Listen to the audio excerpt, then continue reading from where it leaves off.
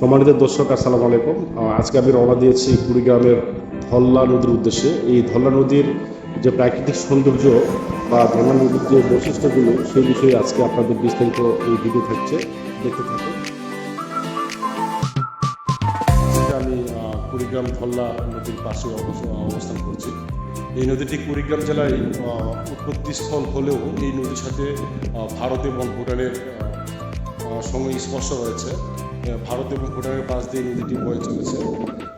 এই নদীটির বড় গভীরতা 12 মিটার হলেও এর সর্বোচ্চ গভীরতা 39 মিটার পর্যন্ত।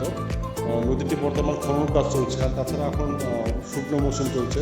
নদীটি সম্পূর্ণ জায়গায় কিছু কিছু জায়গায় চর ভেসে উঠেছে। আর আমার পিছনে যে ব্রিজটা দেখতে পাচ্ছেন, এই ব্রিজটা কুড়িগ্রাম জেলাকে সংযুক্ত করেছে নাগেশ্বরী থানা, গরুঙ্গাবাড়ি থানা এবং কচাকাটা উপজেলা। এই তিনটি সংযোগী স্থল হচ্ছে এই ব্রিজ। এই ব্রিজের মাধ্যমে তিনটি উপজেলা এই কুড়িগ্রাম জেলার সাথে সম্পর্কিত।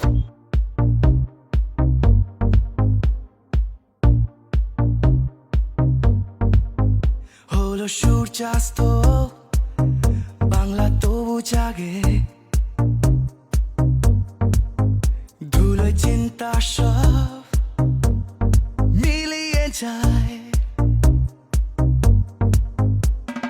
হাতে হাত সারা রাত আলোয় ভরে যাক, হাতে হাত সারা রাত আলোয় ভরে যাক। বাংলা ঘুমোয় না,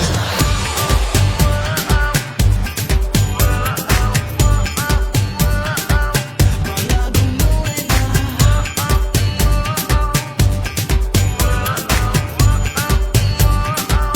Bengal is never sleep.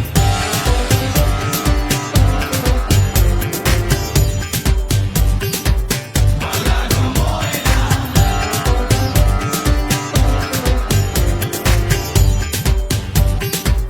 Bengal is never sleep. একই তাল বাংলার হৃদয় বাজে, শব্দ কত কথার ভেসে আসে।